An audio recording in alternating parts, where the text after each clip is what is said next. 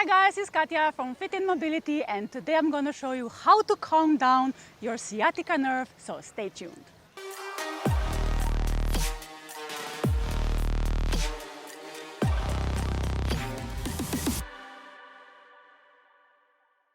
So what you're going to do, you're going to find some chair or a table where your legs can be free.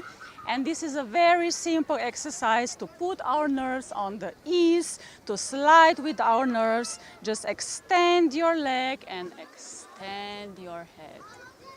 And repeat this 10 times with one leg and 10 times with the other leg. And this can calm down your sciatica pain. But be aware, this exercise is maybe not suitable for everyone. I suggest always my patients do 10 repetitions with one leg and 10 with the other leg.